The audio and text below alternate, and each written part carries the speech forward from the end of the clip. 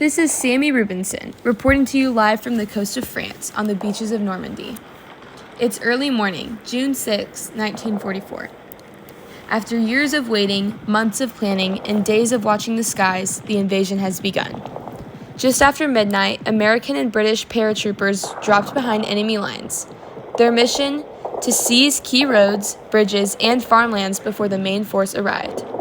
Silent guilders followed, touching down behind enemy defenses, releasing brave souls into the dark unknown of the occupied France. Now, as the sun rises, I stand on the edge of the greatest amphibious assault in human history, Operation Overlord. Off the shores, thousands of ships stretch to the horizon. Battleships, transports, landing craft, more than 4,400 vessels carrying over 200,000 Allied troops, American, British, and Canadians. They're heading for 5 key beaches: Utah, Omaha, Gold, Juneau, and Sword. At Utah Beach, American forces landed successfully. Resistance was lighter than expected, and troops are pushing inland. But at Omaha Beach, it's a different story. I can see it now: bodies in the surf, smoke rising from the cliffs. Gunfire rains down from German bunkers dug deep into the bluffs. The first waves were torn apart before they even reached the shore. Our men are pinned down, but they're fighting forward inch by inch. Over 2,500 American soldiers have already been killed or wounded at Omaha today. Yet they do not stop. They do not break. This invasion wasn't just about landing men. For months, Allied forces have cleared German U-boats from the Atlantic, bombed factories deep in the Reich, and fought tooth and nail in North Africa and Italy.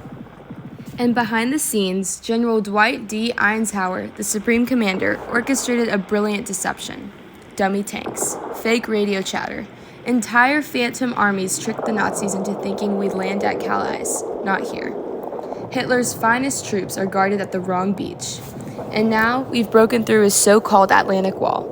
Within hours, we expect 300,000 men and over 100,000 tons of supplies to come ashore.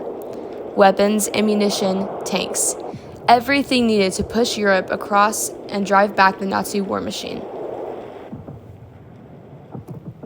What I see before me is far more than just a military operation. It's a turning point, a promise, a declaration to the world that tyranny will not stand. That freedom, no matter how far it must travel, no matter what the cost is, will land on these shores and take root.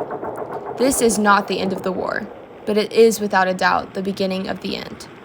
So wherever you are listening tonight, in your kitchen, your car, or gathered around the family radio, know this: your sons, brothers, and husbands are here, fighting, bleeding, and winning.